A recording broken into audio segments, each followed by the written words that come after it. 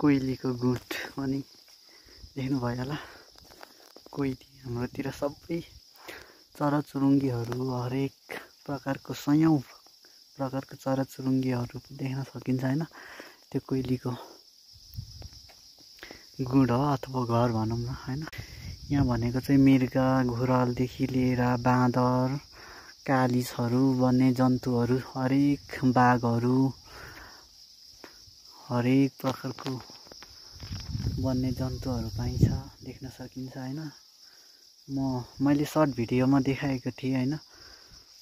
प्रतिक्रियाहरू चाहिँ केही पनि दिएको छैन, त्यतिकै मैले भिडियो मात्रै गरेको छु। सर्ट भिडियोमा गएर हेर्न सक्नुहुनेछ। मैले हालेको थिएँ मृगहरूको अनि चराचुरुङ्गी हरेक चिजहरूको हालेको छु मैले हैन। सुनकोशी पनि नजिकै देख्न सकिन्छ। यहाँ हेर्नु बलखु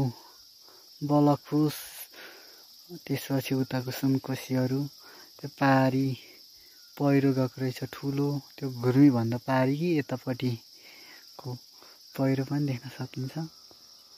फिक्कल डाँडा पनि देख्न सकिन्छ। यहीँबाट देख्न सकिन्छ। माथिबाट देखायो भने त झन् धेरै ठाउँहरू देख्न सकिन्छ। यहाँबाट पनि सामान्य देख्न सकिन्छ। क्यामेराले भए त सायद राम्रै फोनहरूले भए त राम्रो आउँथ्यो होला। मेरो पुरानो फोनहरू हो, त्यही भएर यस्तो खासै राम्रो त आएको खासै राम्रो होइन, राम्रो नै आएको छैन हैन। किरमिर आइरहेछ झिझिर। यहाँ माथि सग्रबासको यो डाँडा ठ्याक्कै कस्तो टाइपको छ, के जस्तो छ गेस गर्नु होला।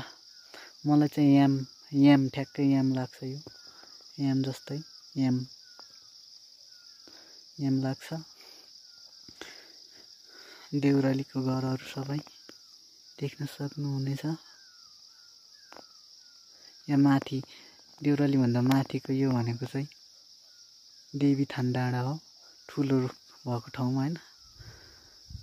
यहाँ माथि च्यान डाँडा होला, त्यो त टाँकी भइहाल्यो।